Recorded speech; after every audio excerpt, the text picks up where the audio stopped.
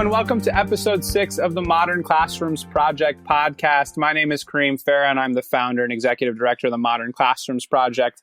I will be co-hosting today with Zach Diamond. Hey, Kareem, how are you? Good. How are you? I am doing great. Happy to be here. Me as well. And the topic of today's episode is an exciting one, an interesting one, a complicated one. We're going to be talking about building self-regulated learners. And joining us today as a special guest is a wonderful teacher and a person who I have gotten to know very, very well, Moira Mazzi. I met Michael Carr, who had already started with Modern Classrooms. And we were I was talking to him about some of the issues I was having with students who were chronically absent, and then being able to integrate them into class well, which I was having problems with because they would come in and I was teaching traditionally and they really needed some attention, but I couldn't give that to them because I was trying to lead the whole class. And so I was like, sit down here. We're on lesson, 5 out of 9 in this unit. Try to hang in there. They got frustrated. They would give up pretty easily. And then sometimes I wouldn't see them again for, several classes after that because they would come in and try, but it just wasn't working. So when I was telling him about that, he was like, you should apply to Modern Classrooms. So I looked it up and I was like, yes, this looks good.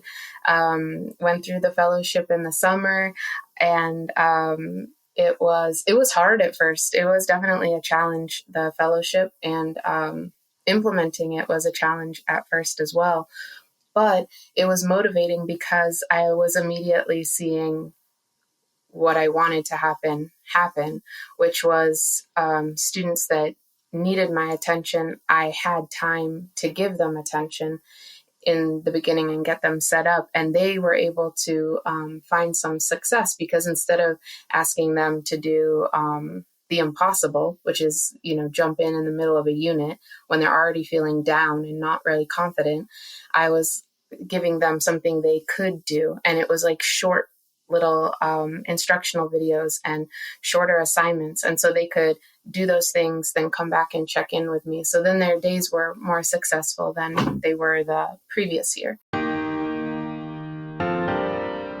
What is the reason, why is it so important to actually build self-regulated learners? I can think of two reasons. And the first one I'll say is a selfish reason. And it's because when the students are not self-regulating in my classroom, they come after me with questions constantly. I don't get a chance to breathe because the kids are hounding me. And, that's not great for me, but also I think that it's sort of like this learned helplessness that kids bring to the classroom. And, Shane was talking about this in the last episode too, where he'll finish his lecture and then 10 hands are in the air, right? And so as the teacher, finding ways to help the students manage that whole learning process after the teacher guided learning has ended is just a time saver for me, and it sort of stops my consciousness from being pulled in so many different directions at once, and so many kids which kid has the most urgent question, that's just a benefit for me. But I think in general, I'm a middle school teacher, and I think that being a self-regulated learner and a self-regulated planner in general is just one of the sort of life skills, the soft skills that we want kids to develop in middle school. And, I had this memory when I was my first year in the classroom. It was my toughest class, and I asked my subject coordinator to come in and observe, and he was like, "Man, those kids, it's like whack-a-mole." And I think back to that. The kids just keep coming, just so many different things going on. And if you can develop this sort of culture of self-regulation in the classroom where kids can sort of fend for themselves and figure out without the teacher's help what's going on and what to do and how to learn, it's just a more calm and more productive environment. It takes a lot of time, patience, and consistency on the teacher's part. But one of the probably greatest challenges is that some students, they just, again, by the time they get to me in 11th and 12th grade, they have found a lot of failure. And sometimes they find that that's easier. So it's like, I get these students and they're like, they would rather just fail, or they would rather just sort of kick back and have me tell them exactly what to do. And they sort of aren't yet interested in managing themselves. So that's one of the struggles that I have with some students in the beginning. Yeah, so incredibly true. It's amazing how much conditioning happens prior to kids getting to that, 11th and 12th grade phase. A lot of folks think like, oh, of course, they're the older kids, so they must be more self-regulated. It's actually like, I'm not entirely sure that's the case. It might even be the reverse sometimes. They've been conditioned to find loopholes, and a lot of times when they don't find the loopholes, have just kind of chronically failed and been pushed forward. So by that time, they're just not even really interested in being self-regulated. It did take them, still it was like five minutes or so. Like they would be sort of like worked up. They're saying hello to their buddies. And then sometimes they would, some students like wouldn't even have laptops out. They wouldn't be started. But I would be passing back papers and talking to students. And I would just ask them, so, what are you working on today? And they would look at me like I was crazy. Like, what do you mean? You haven't told us what to do yet. And I'm like, oh, I don't, like it's on the board, and like you look on the progress tracker, like you're on your own pace, like you have to figure out what your next best step is. And they were like, oh, and so having those conversations like that in the beginning helped the students a lot. Yeah. And I mean, the personalization of it is so important, right? I mean, it's like you can roll out the model and maybe it works for 60% of kids or 70% of kids, but the way you make it work for most kids is then to intervene in that way. Be like, what don't you understand about how this learning process is working? Let's talk about it. Like, let's actually have that discussion. And like you said at the beginning of today's recording, is you actually have the time to do that, right? Whereas in a traditional classroom, if the learning environment isn't working for kids, you don't really have the time to intervene and discuss why. Self-regulation is implicitly built into this model. I am always a little bit hesitant and skeptical of like teaching lessons that are trying to teach kids to be self-regulators. I always feel like when I teach that stuff, it's not authentic because it's like a teacher telling you how to live your life, right? And I don't like being that teacher. It just makes me feel funny. The thing that I use is the pacing tracker to sort of coach kids in the self-regulation. And I think that like a kid who falls behind is in a place mentally to be told what they can do now to get caught up. And that is a moment where you can sit with them. It's a learning opportunity. You can coach them in the self-regulation that has been lacking. And, just being able to point right up at the pacing tracker and say, here's where we are, is implicitly teaching kids that their actions have consequences, or that they're right on pace, that their actions they're doing it right. Thing that has changed my teaching so much coming from modern classrooms was the push to do daily grading for the tracker. And wow, that I am sold on it because it has so many offshoots. It helps the students to stay organized with the tracker, but it's also giving students feedback quickly on assignments that they're turning in. So sometimes the feedback is a correction here, there, and there, but then it's like revise and resubmit. So if they're working, 4 days before the due date, now they have time to actually revise and resubmit before it's due, which is a healthy, good habit to get into and is going to ultimately lead them to higher mastery and success.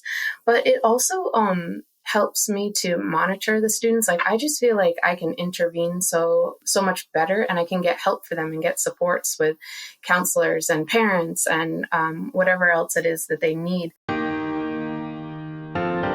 Can you talk a little bit more, Mazi, about what these reflections look like weekly? Like, what are you asking them?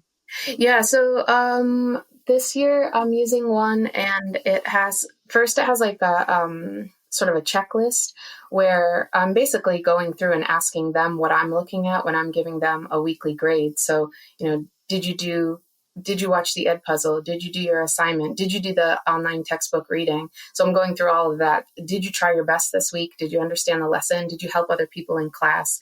Did you come to office hours? Did you email me if you needed an extension? Things like that are, to me, are sort of like the basic checklist stuff. And then some open-ended questions like, I'm most proud of myself this week because, so the sentence starter of that. And then my goal for next week is, I think that my grade this week should be fill in the blank, because I earned that grade, because why. And then the last question I ask them is if there's anything that I should know that's going on with them. And so sometimes some of the really high end kids are very stressed out. So they let me know that. And then sometimes students are working, just whatever it is, they have things going on. So it's it's another way for them to communicate that to me. And then I like it because in Google Classroom, then I can comment straight back to them. So again, it's that dialogue. And it's enhanced even more when I'm doing this daily. So they're communicating this to me, and then same day I'm communicating back to them, which I just think that when we're doing that, we're modeling how we want the students to be. Like we want them to keep up on their work. So I'm keeping up on my work. So I'm modeling to you how to not procrastinate. I don't feel, as a 6th grade teacher, super attached to developing professional musicians, 120 of them. I want my students to come out of my class seeing themselves as scholars and seeing themselves as a person that belongs at school. And so developing those skills, those learning skills, right, and the self-regulation is more important to me than my content. And I don't think developmentally there's... The word developmentally suggests to me that it's only for the older kids. And I don't agree. I did mention earlier that I had trouble with my youngest kids in my 6th grade class. And I think that it does fall on the teacher to cater to each class's needs. Obviously, a high school math class is going to look different from a self-paced 6th grade math class and a self-regulated 6th grade math class. There's going to be more scaffolding. There's going to be a lot more support. I think that developmentally, the kids are ready for starting in pre-K.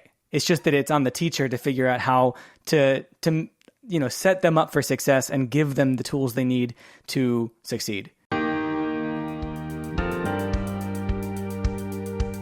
Thank you so much for listening.